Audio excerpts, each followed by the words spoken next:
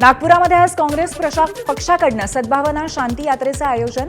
हिंसा झालेल्या भागामध्ये महात्मा गांधींनी सांगितलेल्या तत्वांचा जागर करण्यासाठी काँग्रेसकडून सद्भावना शांती यात्रा। नागपुरामध्ये काँग्रेसच्या सद्भावना यात्रा मार्गामध्ये थोडा बदल। महालच्या शिवाजी महाराज पुतळा चौकातून यात्रा सुरू होणार। पोलिसांनी सुरक्षेच्या कारणास्तव केलेल्या सूचनेनंतर यात्रेचा मार्ग बदलला। नाशिकमध्ये आज ठाकरेंच्या शिवसेनेचं एक दिवसीय निर्धार शिबिर। त्याच पार्श्वभूमीवरती बाळासाहेब ठाकरेंच्या आवाजातील शिबिराचा टीझर प्रदर्शित। टीझरच्या माध्यमातून भाजपवर हल्लाबोल। आज होणाऱ्या एक दिवसाच्या शिबिराच्या आधी ठाकरेंच्या शिवसेनेनं नाशिकमध्ये शक्तीप्रदर्शन केलं।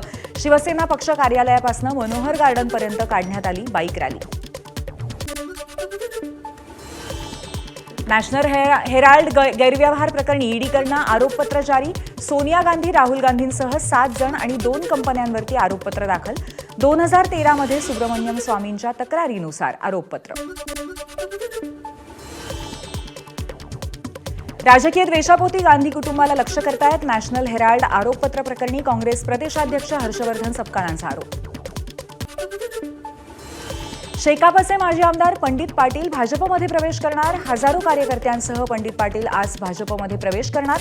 त्यामुळे रायगड जिल्ह्यामध्ये शेकापला मोठा धक्का बसण्याची शक्यता।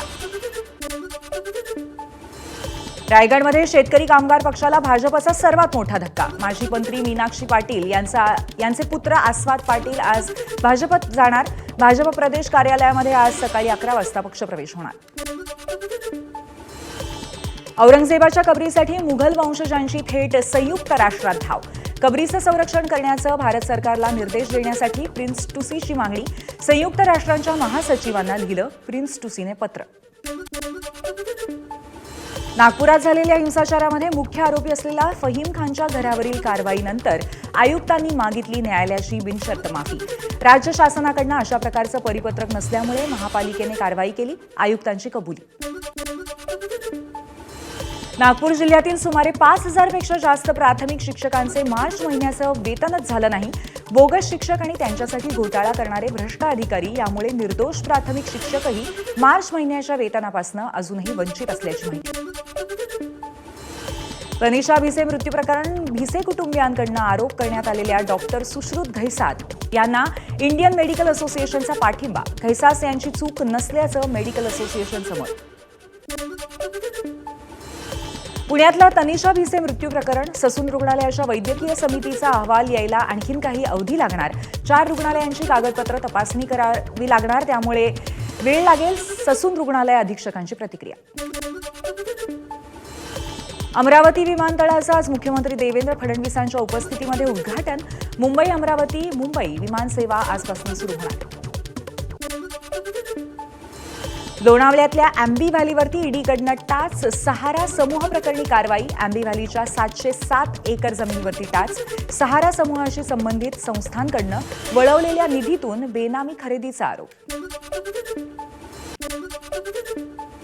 छत्रपती संभाजीनगरमध्ये सिटी बसच्या तिकीट दरामध्ये वाढ। सिटी बसचं तिकीट 20% महागलं।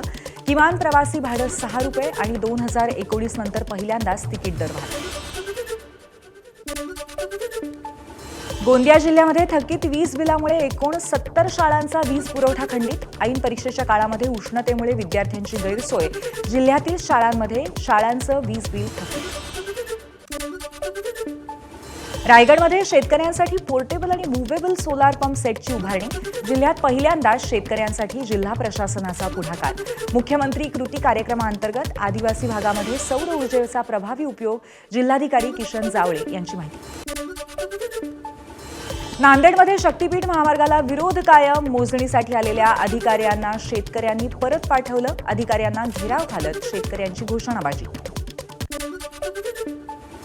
सरकारचा जमीन भूसंपादन केलेल्या शेतकऱ्यांना मोठा फटका। आता 15 ऐवजी 9% व्याजदराने भूसंपादनाचा मोबदला दिला जाणार। मंत्रिमंडळाच्या बैठकीमध्ये महसूल विभागाचा महत्त्वाचा निर्णय। यवतमाळमध्ये 8,97,000 हेक्टरवरती खरीपाचं नियोजन। बी बियाणं खतांची पुरेशी उपलब्धता राहील याची दक्षता घेण्याचे कृषी विभागाला निर्देश। एबीपी माझा, उघडा डोळे बघा नीट।